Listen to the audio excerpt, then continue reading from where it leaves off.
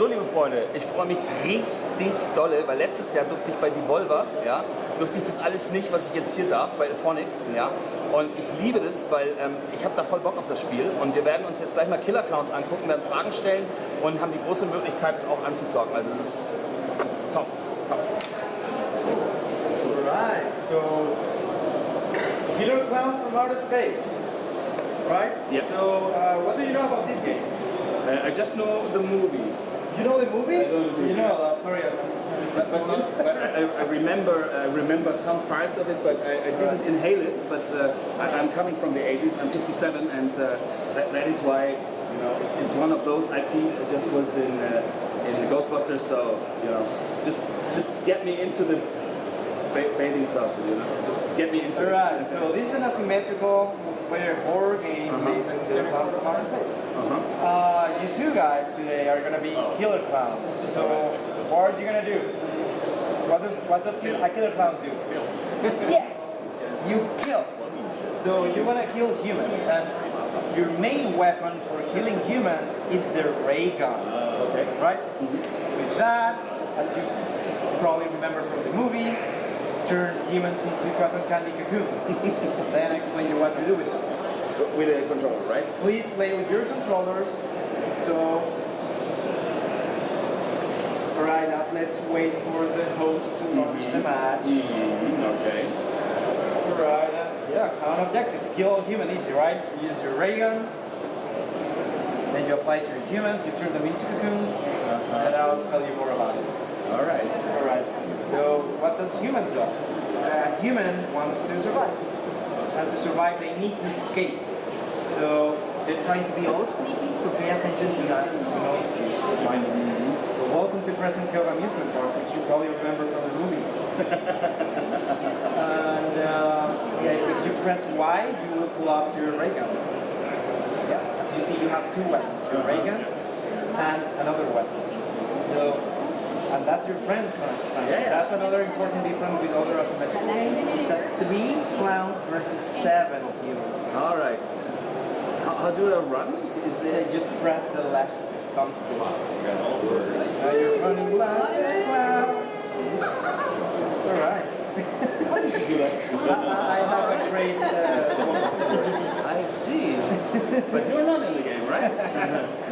What was your part in this? I'm the creative director of the game. 19 seconds. Your job is going to be ready. All right. Awesome.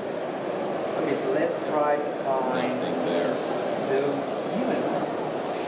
Right, I see three clowns running around. Okay. So that the audience know what we're doing here, because they don't see what we're doing. And to introduce you also, maybe you tell me your name again? I'm LD. LD, all right. And I'm the creative director of Killer Clowns. Wonderful. The game. Wonderful, wonderful. Okay, ich hoffe, ihr könnt gut sehen. It's actually the first time that it is going to be shown, right, on the public. It's, Yes, the first time we're showing gameplay, yes. So what you saw there was the clown jumping. I want to do that. Teleport, yeah. You will be able in a bit. You just unlocked it. So if you use your trick, which is here, you just use your arrows there in your gamepad, and now you're seeing the map from above. So whatever part has been previously visited by a clown, you can now teleport to there. Awesome. And that's a great way to surprise your humans, like, surprise, I'm gonna kill you, in front of them. Yeah. How do I land there? Okay, cool. All right, yes. I'm gonna escape. They escaped. Yeah. Oh, a human escaped through the bridge. All right. So humans are escaping, so you better find them and kill them. So I need to go up again, right? Yeah. So look for any human. Is that? This is a clown, right? That's a clown. Yeah. Where are those humans? Hey, clowns! Have you seen any humans around? They're plain old sneaky, huh? The humans are played by real people as well? Yes. Yeah. That's a human. No. What Oh, happened? you hit cancel. No. You need to use trigger. No. Yeah. Use the right trigger to. Yeah. It's actually very simple, but you know, sometimes you think more complicated than things are. Yeah. So where is he? Is nobody? Not there. It's cool. It's That's a very nice mechanic. I like that. Yeah, thank you. Yeah, it makes things so easy. Yeah. Because they need to be killed, you know. Yeah. Well, depending on the team you are, because if there are humans there. Yeah. And now? You land, and now just run toward that human. Press the right. the left button, Right. the left thumbstick.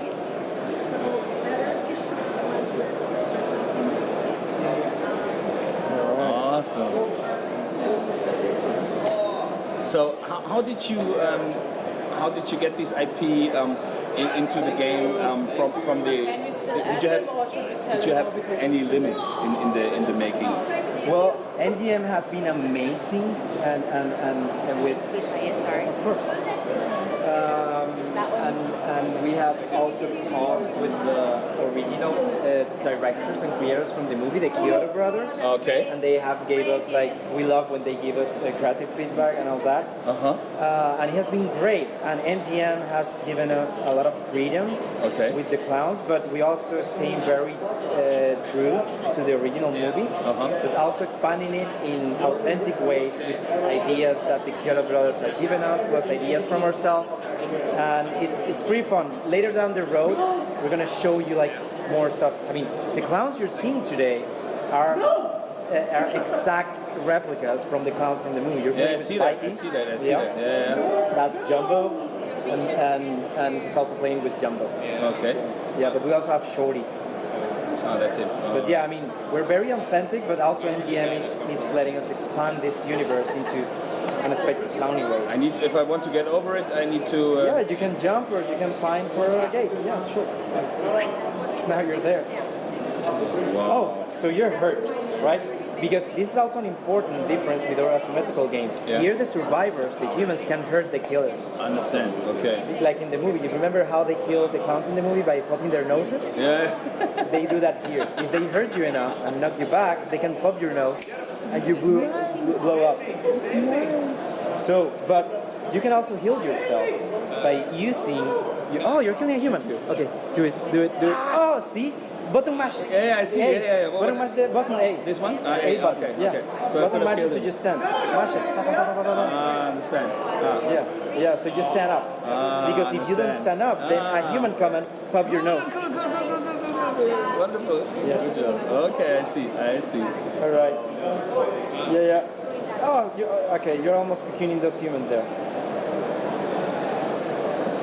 See, the game gets crazy. Yeah. You have 3 killers and 7 humans playing at the same time. It's very chaotic moments. What was your reason to start with this IP? Wow. It's a perfect movie for a game, you know. I mean, it's the game in itself, the movie in itself. It's like a game design. I mean, it's like you have these clowns that are killed through the nose, which is a red dot in their face. That's a video game weak point, right? Yeah. So I'm actually talking about the way, because you are from South America, right? yes. So you have a different perspective on clowns than the European way to look at them. Yeah. It's more of a, I think. Clowns, culture-wise, have always different meanings in different cultures, but in this way, I would like to have your fascination, or to understand your fascination on this kind of topic. Beside, I mean, which were the games that you developed or that you worked on before? Before this, we launched Captain Toonhead versus the Punk from Outer Space, which is our very own VR space opera. VR? Yeah, it's a VR game that we You worked on the VR game? Yes. Awesome. Yeah. I love VR. And but concerning killer clowns, dude, I mean, my wife is terrified of clowns, and actually because of this movie. Really? Right? So and clowns, it's an universal thing, you know, and also it's creepy for a lot of people and all that. So we thought this combination of horror and comedy would be perfect for an experience like this, when you're playing multiplayer and having all this madness happening at the same time. I mean, we thought it's a perfect title for an asymmetrical game.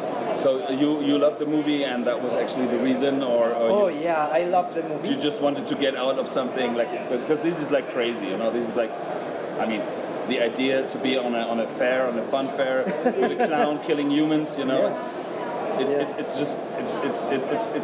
I think it's more fun than what's around now with the Texas Chainsaw, because this is more, it's not so serious, but in the same way it's abstract, yeah. While the other one is really like, oh no, come on, it's not the real gore, you don't need gore in here, it's not happening. You don't understand where I'm heading to? Yeah, I understand. I mean, we think Clown is the perfect IP for a game like this, because it's how you say. I mean, people want to have fun, and we wanted to have fun. I mean, I love horror. We love horror, but I mean, this unique combination between horror and having fun and not being like ultra realistic. It lets you jump into the fantasy in a more fun way. And still the environment with the moon, with the lightning, it's like total horror game, It's Yeah, like really, I mean, it's a pink moon, but it's really with the environment and then all the details with the textures, and so it's really. Thank you. It's not a comic. It could have been easily a comic game, like from the art style, like a bit like the direction of Ghostbusters, but it's not. Because what happened last year? Because when we were at Devolver, there was this tent and everything. What changed here? Why you took over this development? Yeah, well, these guys took over. So you want to know about the transition between Good Shepherd So we were basically talking about talking to TerraVision. We met them last year when they announced Killer Klowns, and we instantly became friends, and they called us and were kind of asking some questions and some help here and there, and then we started kind of helping on the project. And at that time it was something where Good Shepherd said, hey, would you guys be interested in taking this over? It fits what you guys do. Okay. Yeah, so that was kind of the start of it, and then we sat down with TerraVision. So the publisher actually decided to take you as the guys fulfilling the IP. Yeah. So what did you work on? You started from the scratch again, or you used assets that were already made by others? Yeah, so there was a little bit probably of a pause as we transitioned, but they already had a lot of the game there, a lot of the pieces, and so we just kind of came in and helped with some guidance and kind of co-developed. So we've loaned them some of our guys jump on and help them if there's issues that they might run into. We can help there. I mean, we've done, this would be probably the fourth, I think, asymmetrical game that we've worked on. So we've kind of just knew the ins and outs. We have our system of like matchmaking. I think the big thing we took away from like working on Friday the 13th and Predator is we knew that people really want to jump in and play. Friday the 13th? Yes, yeah. We were the developers, the original I just talked about Texas Chainsaw. I mean, it's the same thing, It's actually the same idea, just took over another IP and do the same things, Yeah. So with that's why. So it was right. Yeah. No, so with us, like we did, originally Friday the 13th, and what we learned is that people are kind of, they sometimes just don't want to play as the one single bad guy. They get nervous and stuff like that. Yeah. So with Ghostbusters, we did offline, and that ended up working really well because a lot of the Ghostbusters fans we saw, like people are fans of the IP, they just want to play the game sometimes by themselves. They get intimidated to play online. So that was the big mission with Ghostbusters that we brought to this game and kind of worked with TerraVision on, is like, okay, let's have AI so you can jump in and play against AI. Let's have, the ability, because with asymmetrical, like, we just need to get people in and play matches. Like, you really can't wait. So what you can do is, if you want to play as a clown, you can jump on a server with other clowns, and then the humans can be AI, but as new people come online, they can backfill the AI. So it just allows you to start going so you can start playing, and then you start playing against real players, and then with this game we're really trying to create that community aspect of people wanting to stay together and kind of making those online friendships in a way to where that everyone can just play together and then cycle matches over and over. Okay. If someone, decides they want to play a different match, they can jump out, and the AI fills until someone new comes in. So How many people can be on one map at the same time? 10. 10 people. Yeah. Okay. Yeah. And how many people can play in general? I mean, on different maps, server-wise? So Well, I guess, yeah, so 10 on each map, and then we have a server system that spins up and down, so it's really, we can support unlimited amount of players, really. And you have the right server, because I think there will be millions of people going to play that. Yeah, we do. We've done a lot of, I mean, we've learned a lot over the years. Like, we worked with Sony PlayStation on Predator, and they really taught us how to really test our servers, because we had issues with Friday the 13th. We didn't know how many people were going to play. We did a beta, and we're like, oh, 5,000 people jumped on. First day, it was like 100,000 people, and our servers like were melted, right? So it took us 3 weeks to kind of get everything up and running, and so it's been, you know, but that was 7 years ago now. So we've kind of learned. Friday the 13th is 6-7 years ago? I think it's, what, 6 years ago almost now? 2016, right? For me, it's like it was like 2 years. Yeah. I found out about it during Corona, and I heard about it, and I read the news, and I just was like, wow, this is coming as a game. Wow, I wonder how, you know? Yeah. So from there, we just really have built off the technology. So like Predator, we redid the way our servers worked, and then from Predator, you know, that's where kind of PlayStation helped, because they brought people in that would bang holes in the technology and find holes, and then our team would fix it. And then after that, you know, we're able to build on that tech. So now that tech is what we build Ghostbusters off of, and now when we started working with TerraVision, we brought all that technology into them, so that they're now able to work and scale servers how it should work, you know. It's the perfect partnership. Yeah. I mean, all that technical experience and also what they gained, the learnings, they're applying all that into the vision that we had for this game. And dude, I mean, it's really proud. It's really great. Yeah, they're super talented team. I mean, the art, like the ideas they have, everything's just like The right motivation. Yeah, exactly. So it's kind of a good partnership where we could just bring things to the table with them. And I think that's what you know, Good Shepherd and those guys saw, is they're like, oh wow, these guys have kind of a tech stack that has been around for a while, that, you know, maybe what didn't have or was in their strategy essentially. And so that's where it was just like a really good friendship of them saying, we just want to see this succeed, so let's put it somewhere great. But Friday the 13th was developed by Illfonic, right? Correct. Yeah. And this is what was your first start, actually? Yes. That was the first thing, because you just went into it like from zero to hero. Yeah, well, we were around for a while. We launched a game with the original THQ a long time ago. Which one? Nexius. It was a. Which one? It was Nexius. It was called Nexius. Nexius. Yeah, it was a $10 like Xbox Live Arcade game that we did with THQ, and that's how we got our start. Probably 16 years ago, and then when THQ went under, we ended up doing work for hire. So we did work for hire. We worked on everything from like Star Citizen, Evolve. Star Citizen? Yeah. So we worked on just a ton of different titles. What was the other title? The other title after Star Citizen? There was Evolve. We worked on Evolve. Evolve? You worked on Evolve? Yeah, we helped with that. We did a lot of like anti-cheat stuff with that and other areas like VFX. And, But as a support? yeah, as a support. Not as a main developer? No. So we were a support studio, but that's actually how we ended up doing Friday the 13th, is because Evolve was asymmetrical and Gun Media was looking for somebody to partner with, and that's kind of how we all met essentially. But we learned a lot from them, and then that was just like work for hire. I mean, we helped with one of the Crisis games. Just kind of support, you know, doing little things here or there, cleaning up levels, and you know, just all kinds of different AAA games. That's kind of how we really learned. How many people were involved when you talk about us in this case, in these games? Was already the 50 people that is? No. So we were pretty small. I mean, we were probably, Friday the 13th was about 13 people. 13 people. Yeah. So it was small. I mean, now we've grown as a studio. We're about 100 now. Yeah.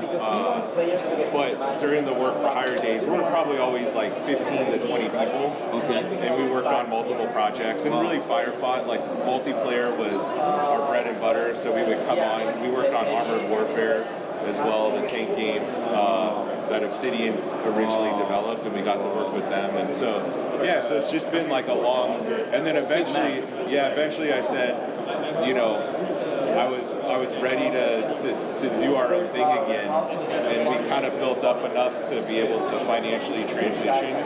But it was tough. It was really tough to transition to our own games. But once we did, it's been really fun. I mean, we love like multiplayer, and that's where Respect, total respect. Especially with Evolve, because I liked it very much. I saw it, and I didn't understand what happened because I was like, come on, this is an amazing game. What happened here? You know? But in this, the world was not ready. Yeah, it was just the time. You were too early with the time. And the concept was always like, the concept was always really cool. I think it's just you learn over the years like how to evolve. Asymmetrical. Like asymmetrical is like it's a tough. Like it looks simple on paper, but it's a tough job to do because there's balance issues. There's like all kinds of technology issues. Like just getting in the game to play with each other. Like if that isn't right, then it doesn't work. And so we've learned that over years, and I think that's kind of we always looked up to Turtle Rock as like almost like bigger brothers at the time. We learned a lot working with them, but also like they were seen ahead of the time. They were seen more into the future, and then I think timing, like you said, plays into it. Like it's right 13, it's just right time, and then it kind of kicked off this genre. Dead by Daylight was when we were doing. I mean, we knew behavior because we worked with them on Star Citizen. You worked also on Dead by Daylight? No, we didn't work on that. But we worked with. We knew the behavior guys from Star Citizen, so we were both kind of doing asymmetrical games. So it was like, oh, this is a cool area. But at the time, no one believed in it, right? Like no one knew what it was. They're kind of like, we've seen, publishers are like, we've seen these ideas, but I don't think it's going to work. And then both games came out, and Dead by Daylight exploded. And totally exploded. So. I wonder because the asymmetrical style that you have is like not like an MMO, like 40 or 60 people. You have 7 or 10 people, and that makes it different from the length of the thing. Okay, I'm not going to bother you. Thank you so much. Thank you. It was amazing. Can I have your name as well, so that the people know who you are? Chuck Brungardt. Brungardt. It was such a pleasure to meet you as well. Good to see you off Illfonic. Yeah, I understand. I found that out. So thank you so much for giving me this interview. No, really, I really appreciate that. It's great. Because also from the development, and I know so many people in Germany who don't understand how to go into development and how to do this, and you need a long breath, very long breath. It's a crazy industry, and it's really about kind of sticking around. And I mean, TerraVision's the same, right? Like they've been around for years. And 17 years doing this. 17 years. Yeah, I'm way older than I look. I'm way older. You just said you have family. We keep saying he's a kid, right? Like, the kid, No, I'm 39. Are you? Yes. Okay, stay there. Stay 39. You're 17, being 39 is amazing. I mean, are you 20, 25? A vampire beat me in the face when I was 17. That's what happened. What? A pirate? A vampire. A vampire. Beat me in the face when I was 17. Leute, es war ein so großer Spaß, es hat so viel Freude gemacht hier bei Illfonic.